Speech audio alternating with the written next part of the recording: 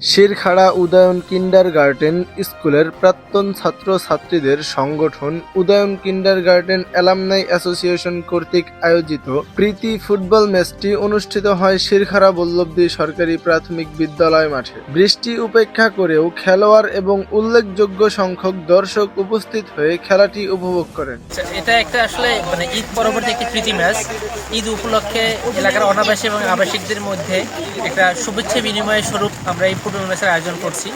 আশা করি সবাই প্রীতিময় পরিবেশ বজায় রেখে আমরা খেলাধুলা করব এবং প্রতিটা ঈদের পরেই আমরা চেষ্টা করব একটা প্রীতি ম্যাচ আয়োজন করার এবং এলাকাবাসী সবাইকে ঈদের শুভেচ্ছা জানাচ্ছি। আয়োজিত হচ্ছে উদয়ন কিন্ডারগার্টেন অ্যালামনাই অ্যাসোসিয়েশনের উদ্যোগে। এলাকাবাসীকে ঈদের শুভেচ্ছা।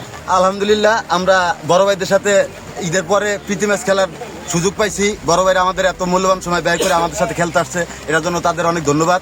তারা জানি আমাদের সামনে আরো খেলতে পারে, আমাদের সাথে আরো সময় দিতে পারে। আমরা এই আসলে সামনে আগাই যাব, দোয়া করবেন। আমরা হচ্ছি শিরখাড়া ফ্যালকন টিমের অধিনায়ক রুবেল ব্যাপারী। রাজীব হোসেন ফ্যালকন টিমের প্লেয়ার বাবু। এমডি আলাউদ্দিন। ফ্যালকন টিমের প্লেয়ার মেহেদি হাসান। মোহাম্মদ সাইফুল ইসলাম, অনিকা আহমেদ, মোহাম্মদ তামজিদ, মোহাম্মদ আনুফর,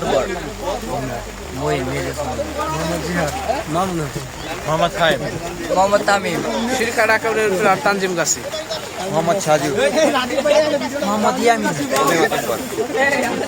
আমি এসেছি শিরখাড়া ইউনিয়নের দলের ক্যাপ্টেন মোহাম্মদ রাজু মাতুব্বর।